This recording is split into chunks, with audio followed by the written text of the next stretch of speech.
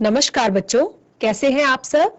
आशा करती हूँ आप सभी अच्छे होंगे, स्वस्थ होंगे, खुश होंगे और अपनी पढ़ाई भी अच्छे से कर रहे होंगे। तो जैसा कि आप सभी जानते हैं, मैं हूं आपकी हिंदी की अध्यापिका और मैं स्वागत करती हूं आप सभी का आईसीटी वर्चुअल क्लासरूम में। और आज हम यहाँ पर एकत्रित हुए हैं पढ़ने के लिए क्लास 8th की हिंदी। क्लास 8th की हिंदी में हम पढ़ रहे थे आपकी वसंत पाठ्य पुस्तिका का चैप्टर जब सिनेमा ने बोलना सीखा। तो ये जो पाठ है ये हमने अपने पिछले सेशन में ही पढ़ना शुरू कर दिया था और बहुत सारी बातें इस पाठ के बारे में, इस चैप्टर के बारे में हमने पढ़ी थी। हमने जाना था कि किस तरह जब, जैसे कि यहाँ पर जो चैप्टर है जब सिनेमा ने बोलना सीखा, तो इस पाठ में उस टाइम के बारे में बताया गया है, उस समय के बारे में बताया गया है कि जब हमारे देश में मूक फिल्में, मूक जो पिक्चर होती थी वो चलती थी।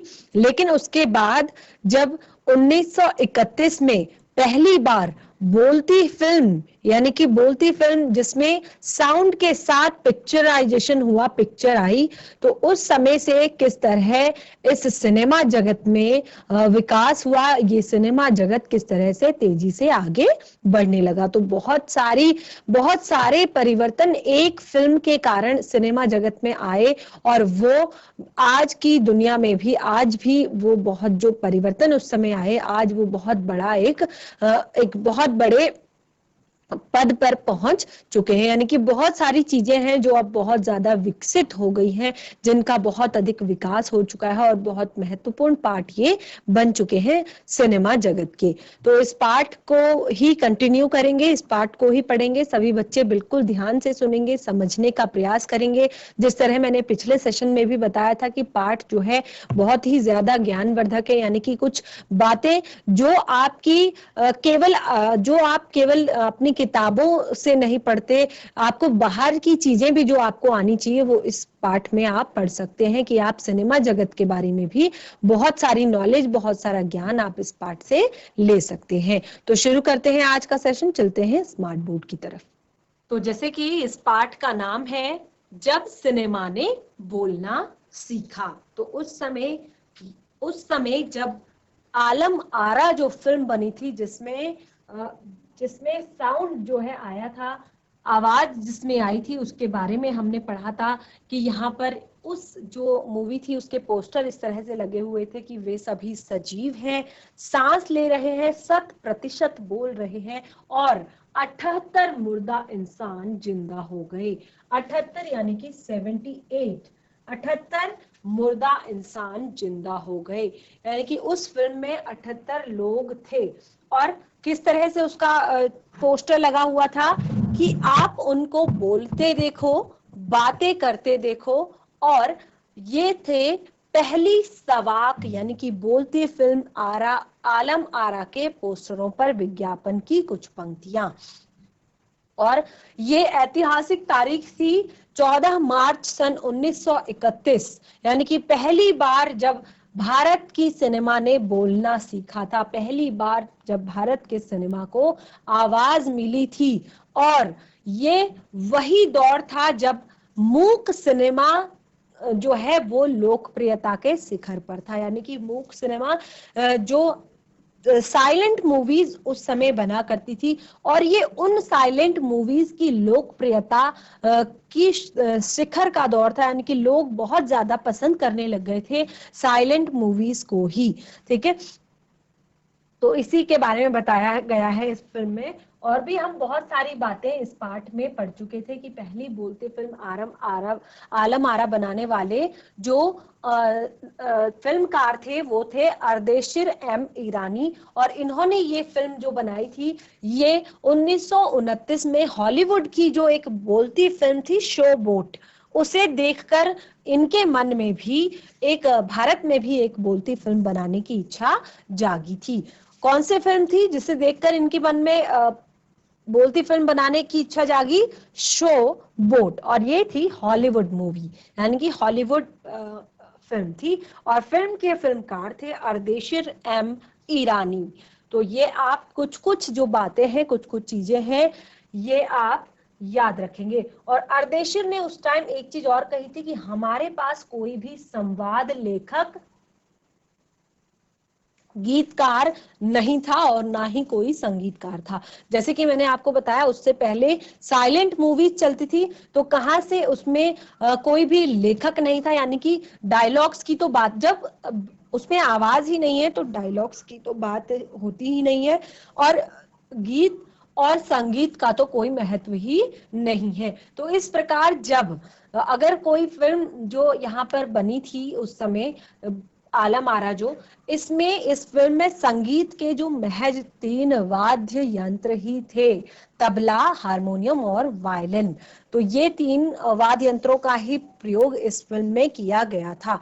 और इस फिल्म की एक और मेन मुख्य बात ये थी, क्योंकि जो साइलेंट मूवीज थी वो ज्यादातर दिन में शूट हुआ करती थी, दिन के समय में उनकी शूटिंग हुआ करती थी, तो वहां पर कृत्रिम प्रकाश की कोई भी व्यवस्था करने की ज्यादा आवश्यकता नहीं थी। लेकिन जब ये जो हमारी यहाँ पर आलम आरा जो फिल्म आई, इसमें फिर साउंड का प्रॉब्लम भी होने लगा, साउंड की दिक्कत भी होने लगी। देखिए, अगर मेरा साउंड अगर रिकॉर्ड किया जा रहा है तो आसपास की चीजें बिल्कुल शांत होनी चाहिए, और ये अक्सर रात के समय में होता है। तो जब रात के समय में शूटिंग होने लगी, तो उसके लिए क्या हुआ कि यहाँ पर रात में प्रकाश की व्यवस्था, यानी कि कृत्रिम प्रकाश की व्यवस्था भी उस समय करनी पड़ी थी, और यहीं से फिल्मों में प्रकाश प्रणाली का भी प्रारंभ हुई थी। तो ये सारी चीजें हमने अपने पिछले सेशन में पढ़ी थी।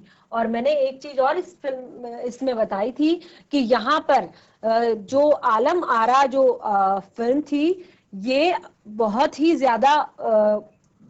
ज्यादा अच्छी फिल्म उस समय मानी जाती थी। और इसमें नृत्य के अनोखा एक संयोजन था, यानी कि बहुत अच्छी चीजें, क्योंकि ये सारी चीजें दर्शकों को अपने पिछले जो मूवी उन्होंने देखी उसमें शायद नहीं देखने को मिली थी। और इस फिल्म की जो नायिका थी, यानी कि अभिनेत्री थी, वो थी जुबैदा, और नायक थे विठल। और एक बहुत ही यहाँ पर एक ट्विस्ट और इस कहानी में आया था कि उस समय जब जो विठल थे उन्हें उर्दू बोलने में मुश्किलें आती थी, दिक्कत होती थी, तो इसीलिए उन्हें इस फिल्म से, क्योंकि उस समय हमारे देश में हिंदी और उर्दू जो है बराबर बोली जाती थी, तो जो विठल थे उन्हें उर्दू बोलने में मुश्किलें आती थी, तो इसीलिए उनको हटाकर जो महबूब हैं उन्हें नायक बना दिया गया था, जिससे विठल नाराज भी हो गए थे और उन्होंने अपना हक पाने के लिए मुकदमा भी कर दिया था।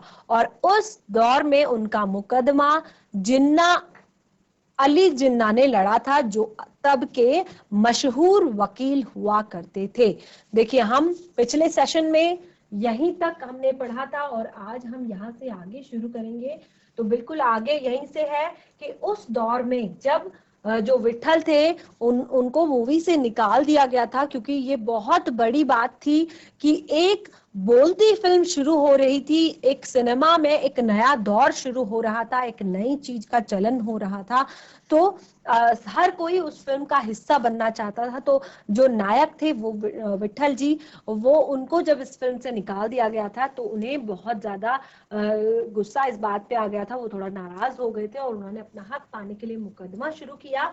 और उस दौर का उनका मुकदमा मोहम्मद अली जिन्ना ने लड़ा, जो तब के मशहूर वकील हुआ करते थे।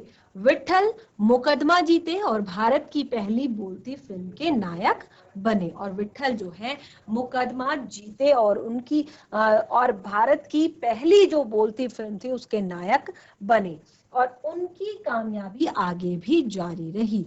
मराठी और हिंदी फिल्मों में वे लंबे समय तक नायक और स्टंटमैन के रूप में सक्रिय रहे।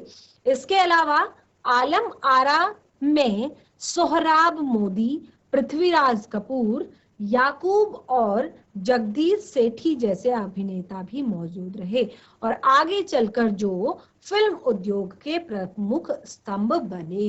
देखिए, यहाँ पे कुछ फेमस नाम, कुछ महत्वपूर्ण नाम दिए गए हैं फिल्म जगत से, फिल्मी दुनिया से। तो यहाँ पर मोहराब मोदी पृथ्वीराज कपूर, याकूब और जगदीश सेठी जैसे अभिनेता मौजूद थे फिल्म आलम आरा में।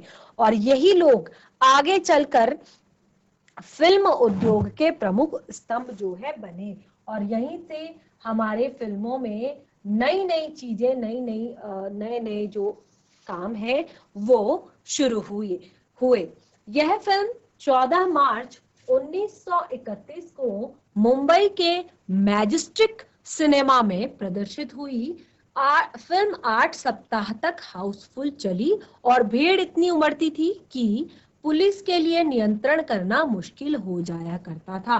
सोचिए, सन 1931 की ये बात यहाँ पर बताई गई है कि ये मुंबई के मैजेस्टिक सिनेमा में प्रदर्शित हुई और 8 सप्ताह यानी कि लगभग 2 महीने तक ये सिनेमा हॉलों में चली। और इन 2 महीनों में लगातार इतनी भीड़ थी, इतनी ज्यादा भीड़ थी कि पुलिस के लिए नियंत्रण करना मुश्किल हो जाया करता था। और समीक्षकों ने इसे भड़कीली फैंटेसी फिल्म करार दिया था, मगर दर्शकों के लिए यह फिल्म एक अनोखा अनुभव थी, क्योंकि ये एक पहली बार ऐसा हुआ था फिल्म जगत में कि एक बोलती हुई फिल्म आई थी। तो दर्शकों के लिए ये एक बहुत ही अनोखा अनुभव था।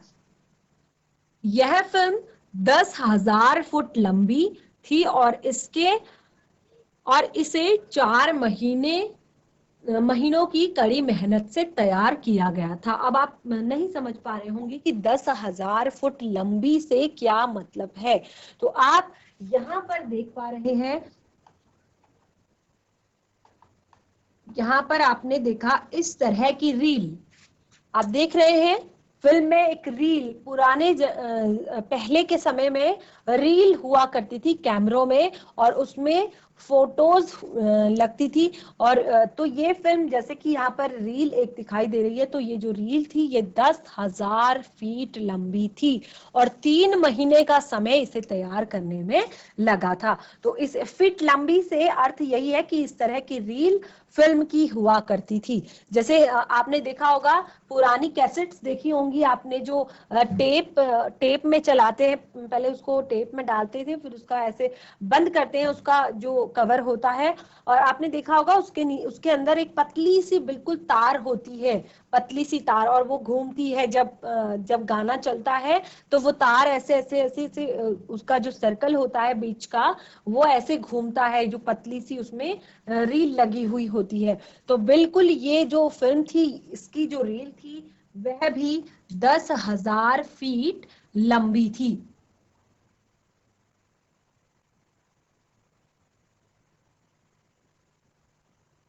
और इसे 3 से 4 महीनों की कड़ी मेहनत से तैयार किया गया था। सवाक फिल्मों के लिए पौराणिक कथाओं, पारसी रंगमंच के नाटकों और अरबी प्रेम कथाओं के विषय के रूप में चुना गया। इसके अलावा कई सामाजिक विषयों वाली फिल्में भी बनी। ऐसी ही एक फिल्म थी खुदा की शान। तो देखिए, पहले जैसे कि यहाँ पर जो अर्देशिर हैं, उन्होंने ही जब ये फिल्म रिलीज हुई थी, उन्होंने एक इंटरव्यू के दौरान बताया था कि हमारे पास ना तो कोई लेखक है, ना ही कोई गायक है, ना ही कोई म्यूजिक कंपोजर है। तो यहाँ पर क्योंकि इस तरह के अभी तक जो लोगों, देखिए कितने सारे लोगों को यहाँ पर अपना टैलेंट दिखाने का मौका मिला, कितने सारे लोगों को रोजगार मिला, कितना एक बहुत ही विकास की एक बहुत बड़ी जो कड़ी है वो यहाँ से शुरू हुई कह सकते हैं फिल्म जगत में। तो यहाँ पर पहले के जो फिल्में हुआ करती थी, सवाक फिल्में हुआ करती थी, बोलती फिल्में हुआ करती थी, उनमें अक्सर पौराणिक कथाओं, यानी कि जो पहले से जो हमारी पुस्तिकाओं में, जो हमारे ग्रंथों में, जो हमारी पुस्तकों में जो होली बुक्स होती हैं, हमारी पवित्र पुस्तकें होती हैं, उनसे चीजें जैसे कि रामायण, महाभारत, गीता, या फिर कृष्ण के बारे में, राम के बारे में। तो ये बहुत सारी चीजें जो हमें पौराणिक कथाओं में मिली, शिव कथा, और भी बहुत सारी जो कथाएं हैं, शनिदेव की कथा, तो जो पौराणिक कथाएं जो पुस्तकों से बातें ली गई थी उन पर बनाई जाती थी, या फिर पारसी रंगमंच के जो नाटक हुआ करते थे उन पर बनाई जाती थी, या फिर अरबी प्रेम कथाएं जो होती थी उन पर बनाई जाती थी। और इसके अलावा सामाजिक विषयों वाली कुछ ऐसी फिल्में जो सामाजिक मुद्दों पर बनी रहती थी वो भी बनाई जाती थी। और ऐसी ही एक फिल्म थी खुदा की शान, जिसमें एक किरदार महात्मा गांधी जैसा था, जिसके कारण सवाक सिनेमा को ब्रिटिश प्रशासकों की तीखी नजर का सामना भी करना पड़ा। क्योंकि जब ये फिल्म बनाई गई होगी उसमें एक फिल्म ऐसी बनी थी जिसका नाम था खुदा की शान, और इसमें एक जो व्यक्ति था उसका किरदार बिल्कुल महात्मा गांधी जैसा था। और क्योंकि उस समय हमारा देश जो था वह ब्रिटिश शासन के अधीन था, अंग्रेजों के अधीन था, तो इस फिल्म जब ये फिल्म बनाई गई तो इस सवाक फिल्म को ब्रिटिश शासकों की तीखी नजर का सामना करना पड़ा, यानी कि उनके विरोध का सामना करना पड़ा। सवाक सिनेमा के नए दौर की शुरुआत कराने वाले निर्माता निर्देशक अर्देशिर इतने विनम्र थे कि जब 1956 में आलम आरा के प्रदर्शन के 25 वर्ष पूरे हुए तो उन्हें सम्मानित किया गया और उन्हें भारतीय सवाक फिल्मों का पिता, देखिए ये आपके जीके का भी एक क्वेश्चन हो सकता है कि भारतीय सवाक फिल्मों का पिता किसे कहा जाता है। ठीक है, तो यही बातें हम इसमें पढ़ रहे हैं कि अर्देशिर को जब 25 साल फिल्म के पूरे हुए तो उन्हें भारतीय सवाक फिल्मों का पिता कहा गया। तो उन्होंने इस मौके पर कहा था, देखिए इंसान का जब इंसान के बड़ा इंसान है, यानी कि जो मन से बड़ा है, जो व्यक्तित्व से बड़ा है, उसका यहीं से पता चलता है। तो जो अर्देशिर थे वो बहुत ही ज्यादा दयालु, बहुत ही ज्यादा विनम्र व्यक्तित्व वाले व्यक्ति थे। और जब उन्हें इस तरह की उपाधि दी गई तो उन्होंने कहा कि मुझे इतना बड़ा खिताब देने की जरूरत नहीं है, मैंने तो इस देश के लिए अपने हिस्से का एक जरूरी योगदान दिया है। क्योंकि ये विकास का जो दौर उस समय चल रहा था भारत के विकास का, तो एक तो हमारा देश जो था अंग्रेजों के अधीन था, ब्रिटिश शासन के अधीन था, तो उस पर भी इतनी बड़ी कामयाबी हासिल करना, अपने देश के लिए कुछ अलग करना, ये बहुत बड़ी बात थी। तो जब उन्हें ये उपाधि दी गई तो उनके जो शब्द थे वो बहुत ही ज्यादा विनम्र थे। उन्होंने कहा कि मुझे इतना बड़ा खिताब देने की जरूरत नहीं है, क्योंकि मैंने कुछ अलग नहीं किया है, कुछ हटके नहीं किया है, मैंने तो बस अपने देश के लिए अपने हिस्से का एक जरूरी योगदान दिया है। यानी कि जो प्रत्येक व्यक्ति के लिए आवश्यक है कि जब वो इस संसार में आया है, खास तौर पर उसका कुछ कर्तव्य होता है अपने परिवार के प्रति, अपने आस पड़ोस के प्रति, अपने समाज के प्रति, अपने राज्य के प्रति, अपने देश के प्रति। तो जब क्योंकि हम संपूर्ण जो हम व्यक्ति हैं, हम सामाजिक प्राणी हैं, हम समाज में रहते हैं, समाज के नियम कानूनों को मानते हैं, अपने कर्तव्यों का हमें पालन भी समाज के लिए करना चाहिए, और अपने हक के लिए भी हमें लड़ने का पूरा यहाँ पर पूरी यहाँ पर छूट दी जाती है। लेकिन हमें अपने कर्तव्यों को भी नहीं भूलना चाहिए। तो अर्देशिर ने हमें यहाँ पर यही सिखाया इस बात से कि जब उन्होंने कहा मैंने तो देश के लिए अपने हिस्से का एक जरूरी योगदान दिया है, जो जरूरी था, क्योंकि विकास की गाड़ी जो चल रही थी उसके लिए ये बहुत ज्यादा जरूरी था। जब पहली बार सिनेमा ने बोलना सीख लिया, सिनेमा में काम करने के लिए पढ़े लिखे अभिनेता अभिनेत्रियों की जरूरत भी शुरू हुई। देखिए, क्योंकि तब जब साइलेंट मूवीज चलती थी, ना तो कुछ पढ़ना था, ना कुछ बोलना था, ना कुछ समझना था, केवल और केवल आपको एक्टिंग करनी थी। लेकिन जब सवाक फिल्मों का दौर शुरू हुआ, सवाक फिल्में यानी कि बोलती फिल्में शुरू हुई, तो सबसे मेन बात हो गई कि जो अभिनेता अभिनेत्री है, जो नायक नायिका है, उनका पढ़ा लिखा होना बहुत ज्यादा जरूरी है। क्योंकि अब उन्हें संवाद बोलने थे, यानी कि अब उन्हें डायलॉग्स बोलने थे। तो अब क्योंकि अब एक लेखक भी बना जो डायलॉग्स लिखता था और फिर आप एक्टिंग के साथ साथ तुम्हें बोलकर भी उस चीज को एक्सप्लेन करना था। तो बोलकर हम तभी कर सकते हैं जब आपको उसको पढ़ना आएगा। आप उसको पढ़ेंगे, उसको याद करेंगे, तब आप उसको एक्सप्लेन कर पाएंगे, एक्सप्रेस कर पाएंगे। और इसीलिए अब यहाँ पर सिर्फ अभिनय करने से काम नहीं चलने वाला था। मूक फिल्मों के इस दौर में तो पहलवान जैसे शरीर वाले, स्टंट करने वाले, उछल कूद करने वाले अभिनेताओं से काम चल जाया करता था। क्योंकि जब मूक फिल्में थी तब केवल ऊंचे कद काठी का व्यक्ति है, स्टंट्स बहुत अच्छे आते हैं, यानी कि उछल कूद काफी अच्छी कर लेता है, कूद जाता है ऊपर से, बहुत अच्छे फेशियल एक्सप्रेशन दे सकता है। तो केवल ऐसे अभिनेताओं से भी काम चल जाया करता था। लेकिन अब क्या था, अपने साथ में संवाद भी बोलने थे और गायन की प्रतिभा की भी कद्र होने लगी थी। जैसे पहले लोग गाते थे तो केवल गाना यहीं तक सीमित था कि भजन कीर्तन हो रहे हैं, या कोई रेडियो पर कोई बात बताई जा रही है, या कोई और तरीके से। लेकिन जो गायन था उसकी जो प्रतिभा यानी कि लोगों के अंदर थी, उसकी कोई कद्र इतनी समाज में नहीं थी। लेकिन अब उसकी धीरे धीरे कद्र होने लगी थी।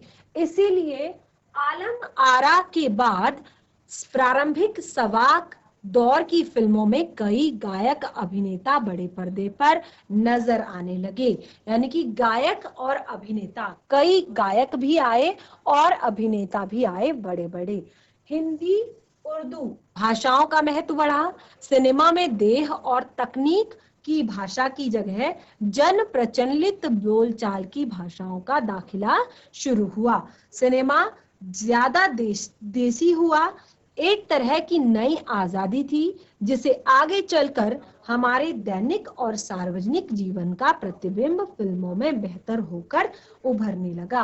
देखिए, एक नई ही आजादी हमें मिल चुकी थी, यानी कि अब सारी चीजें, देखिए, अपने देश की भाषा का यहाँ पर प्रयोग होने लगा था। और जो जन प्रचलित, लोगों में प्रचलित जो भाषा है, बोलचाल की भाषा है, वो सिनेमा में आने लगी थी। सिनेमा अब धीरे धीरे देसी हो रहा था, यानी कि अपने देश के रंग में रंग रहा था। और एक नई तरह की आजादी थी, और यही आजादी आगे चलकर हमारे दैनिक और सार्वजनिक जीवन का प्रतिबिंब फिल्मों में बेहतर उभरने लगा। आप देखते हैं आजकल के समय में जो हम फिल्में देखते हैं, जो हम सीरियल्स देखते हैं, तो ज्यादातर क्या होता है कि इसको डेली लाइफ से रिलेट करके, यानी कि जैसा हमारे सामान्य जीवन में होता है ऐसा ही बनाकर लोगों को दिखाया जाता है। अभिनेता अभिनेत्रियों की लोकप्रियता का असर उस दौर के दर्शकों पर भी खूब पड़ा। माधुरी नाम की फिल्म में नायिका सुलोचना की हेयर स्टाइल उस दौर में औरतों में लोकप्रिय थी। देखिए क्या हुआ कि जब अभिनेता अभिनेत्रियों की लोकप्रियता बढ़ने लगी, क्योंकि पहले केवल उनको उनकी एक्टिंग से जानते थे, अब उनके बोलचाल, उनके हाव भाव, उनके स्टाइल से भी लोग उन्हें जानते थे।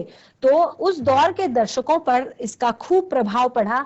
और माधुरी नाम की जो फिल्म थी, उसकी जो नायिका थी सुलोचना, उसके स्टाइल उस दौर में औरतों पर काफी लोकप्रिय हुई थी। जैसे आपने देखा होगा कि सलमान खान की मूवी तेरे नाम जब आई थी, तो वो जो हेयर स्टाइल था वो बहुत ज्यादा लड़कों में फेमस हो गया था, यानी कि उस तरह का हेयर स्टाइल सब लोग रखने लगे थे।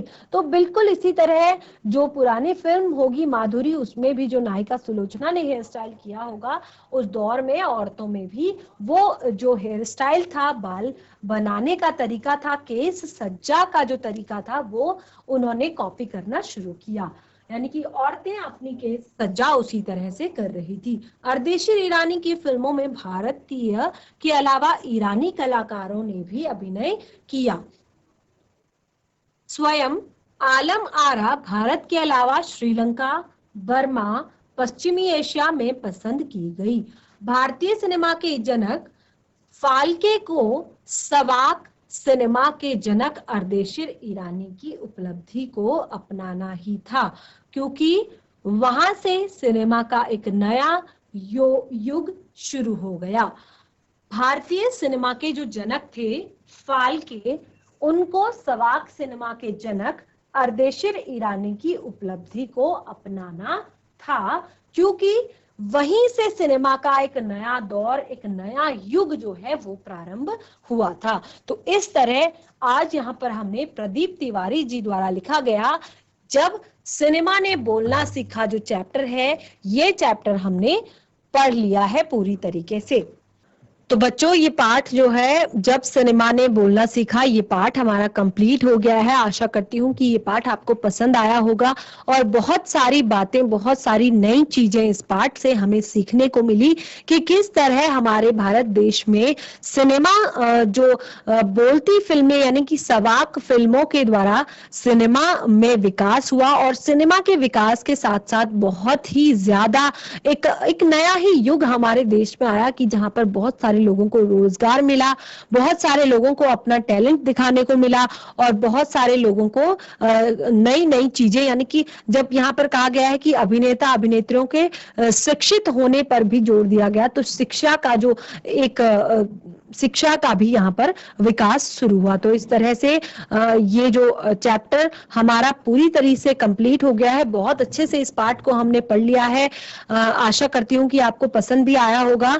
मिलेंगे नए सेशन में, तब तक के लिए धन्यवाद। आपका दिन शुभ हो।